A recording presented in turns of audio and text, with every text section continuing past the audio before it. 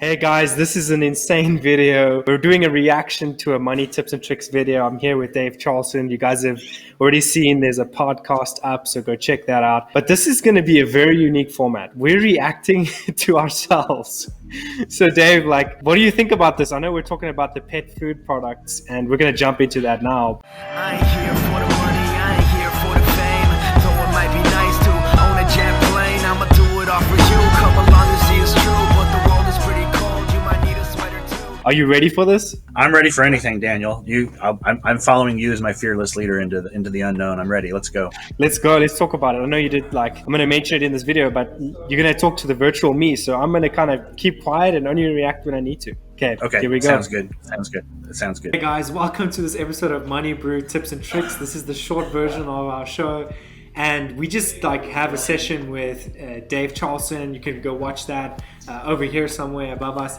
It's an amazing, credible session if you need to discover who the F you are and what your essence is.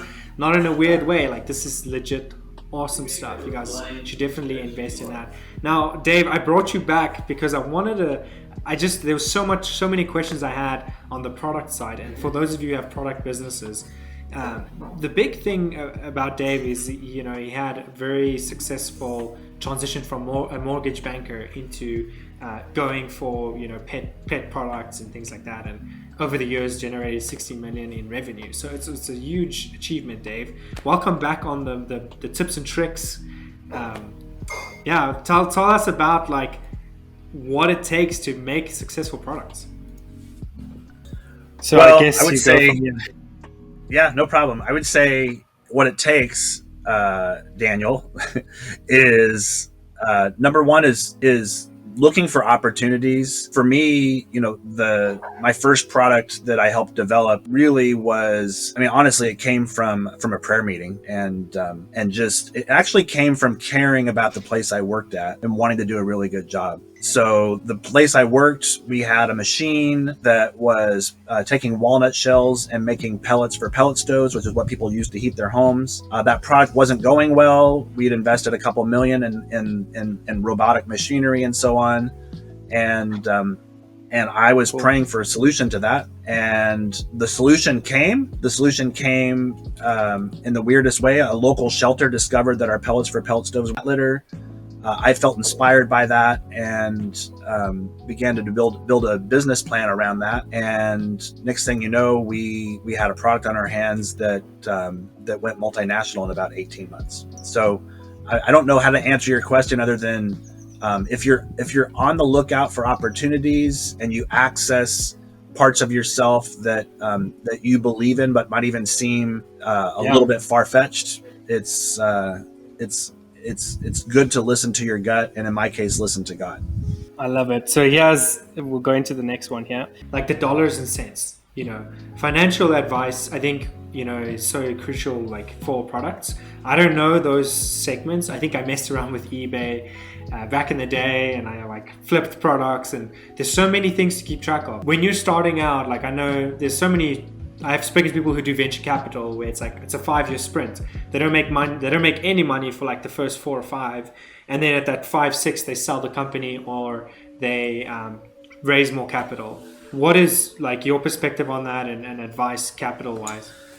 Well, I feel very fortunate in the capital raising game. I got some good coaching, but I just believed in myself, and I believed in what I'd accomplished prior to raising capital. So that cat litter story that we've talked about, that cat litter story was me doing that as an employee.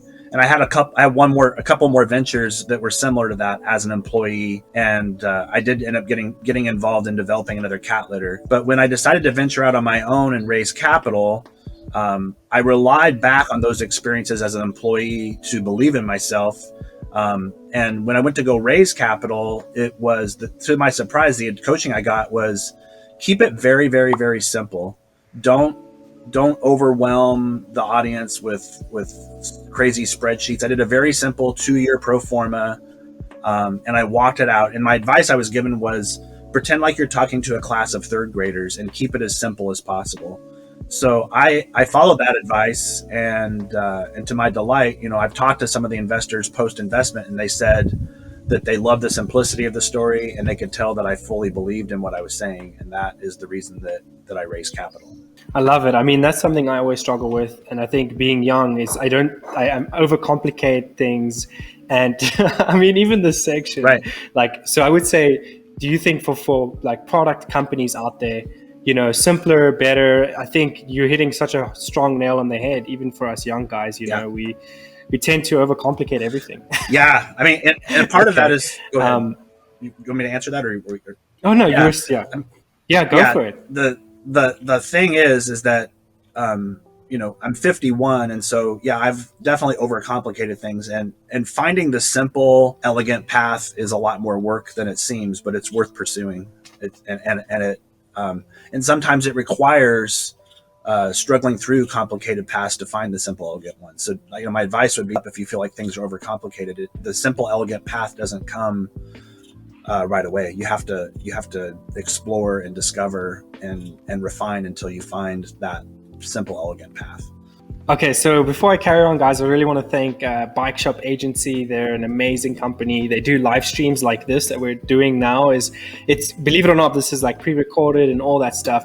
There's so much in the background you don't know or even think about. If you have events or you have an event company, you should definitely check them out. It's bikeshop.agency. Phil Van Duren and Peter Romero run that company. They've run such big productions that it would blow your mind on kind of the capabilities they have. So definitely swing by there. I would say you should check their website out and then connect with them. If you're thinking of production stuff, these are the guys to talk to. So let's see what this virtual self year of me goes into. See how wise the older me is. In trying to do something and say, okay, I'm in this for the long haul. No matter what happens, the journey is worth it. So I've heard a lot of entrepreneurs say that. This leads me to, like, what is the most bizarre thing that's happened? I don't know, like, is there a bizarre thing that's happened in your product world of engaging with people, and what is it like? Yeah, that was a great one. And the story that I'm going to tell again, the most bizarre thing ever was when you're making products for people that own cats, you're really making products for cat owners, not for the cats. And so we would get testimonial letters from people that used our cat litter and how it changed their life and how much their cat liked it. And one time we got a handwritten letter in the mail, and it had a picture of it with kind of like a family portrait with the woman holding her cat. And so we were kind of shocked. I mean, first of all, okay, that's not that weird if you love your cat and your cat's like your family member. But when we looked at the picture closer, the cat had two colored eyes. Yeah. Like green, I think calico cats.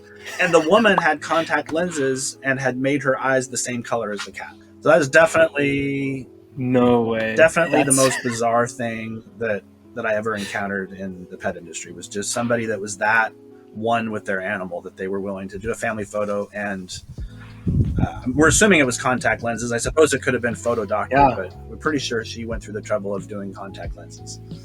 No, I believe it. I mean, I think it goes to say you never know your consumer until you like really hang out with them and see what they're doing with your products and with like the product and what the cats are eating. That's like one of my favorite things about marketing. Okay, let's see this next one here. What do I have to say? You gotta love your animal to the next level, you know, for that. I forgot to do this in the show, so I'm gonna do it right now. The Marmite. We didn't try the Marmite. Let's do it now. Like, it's rock and roll. Let's see. I'm excited to see this reaction because I know in the show, if you I'm gonna mute myself. I know you kind of open it up and you get it going here. It's like super exciting. What are you thinking in this moment? Like, okay, I'm gonna try the Marmite again. Like, what are your thoughts? I think I was thinking it was Vegemite. So I was expecting the Vegemite taste, which I've had. And so I was like, oh, I'm probably going to really like this. Vegemite and Marmite taste very different, by the way. Vegemite's almost like Vegemite's like kind of if I remember right, it's kind of a sweet, and, you know, I've got my Marmite, I'm ready to go. But I'm going to taste it again right now just for fun, because I'll be more ready for it. It's like a salty taste. Yeah.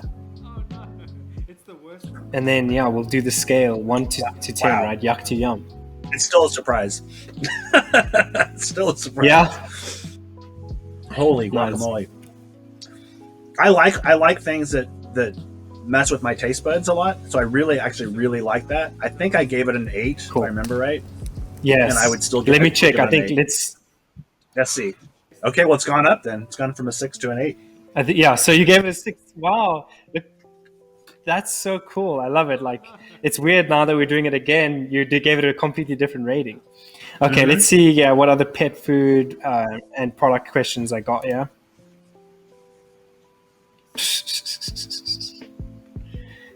The one thing that was weird in this like whole setup was my head was always down. That's true. I see that. It's the last question I was going to close it with. Okay. Yeah, we go. So Dave, the last question, and then we'll close out MoneyBru tips and tricks.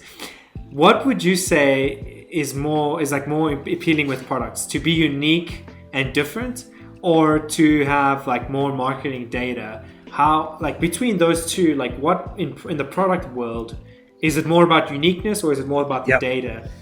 Either way is fine.